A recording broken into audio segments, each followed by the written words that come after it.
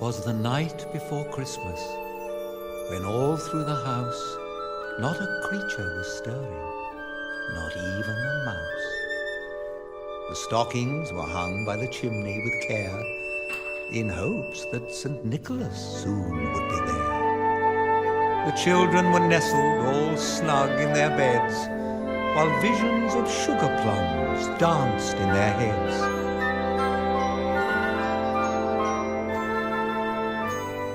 And Mamma in her kerchief and I in my cap had just settled down for a long winter's nap.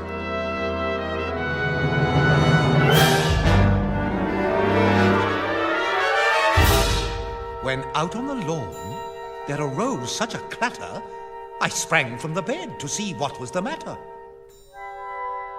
Away to the window